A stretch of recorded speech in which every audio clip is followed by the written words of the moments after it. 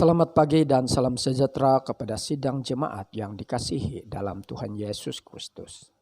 Pada minggu ini kita belajar firman Tuhan dari Injil Matius pasal 27 ayat 46 sehingga 50 dengan tema menjiwai hati Kristus memelihara umatnya.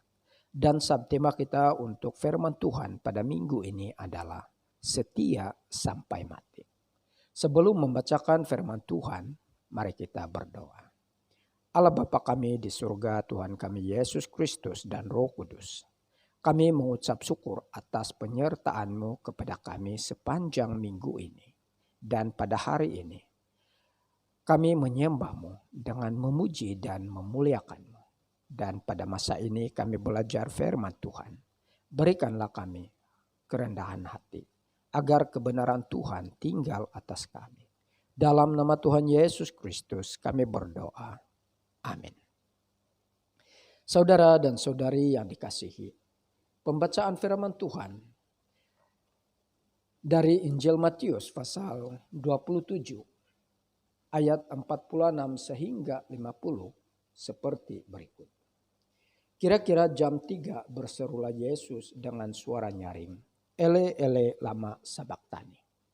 Artinya, "Allahku, Allahku, mengapa engkau meninggalkan aku?" Mendengar itu beberapa orang yang berdiri di situ berkata, "Ia memanggil Elia."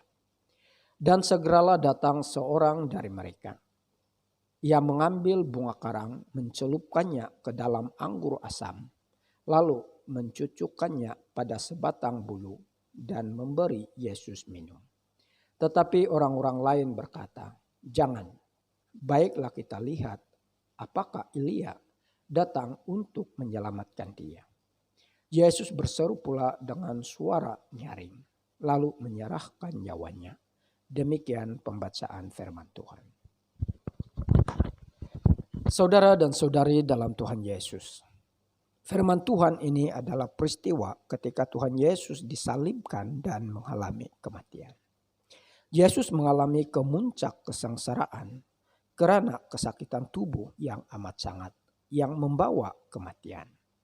Kesakitan yang amat sangat itu dirasakan seperti ditinggalkan oleh Tuhan dan dibiarkan maut menerpanya.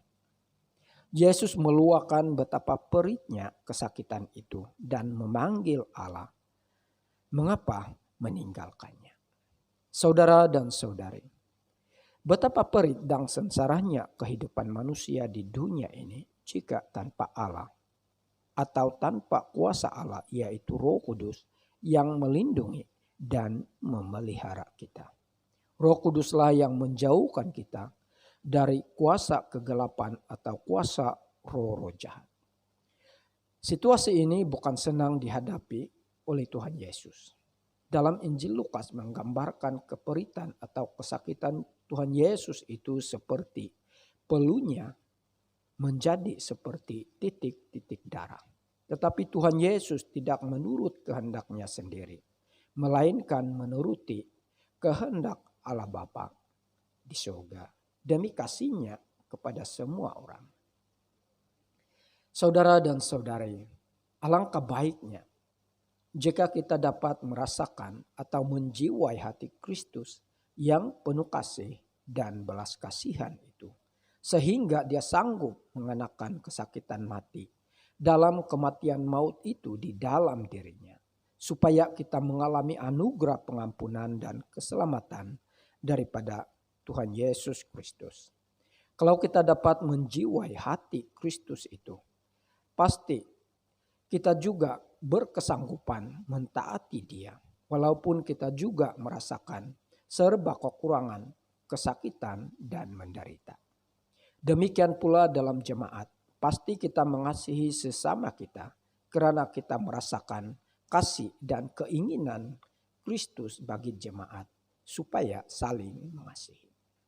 Saudara dan saudari, marilah kita merenungkan kasih Kristus yang besar ini dalam seluruh kehidupan kita dan setia kepadanya supaya kita juga mencapai garis akhir dalam perlombaan iman dan mendapat anugerah hidup yang kekal yang disediakan oleh Kristus bagi semua orang percaya.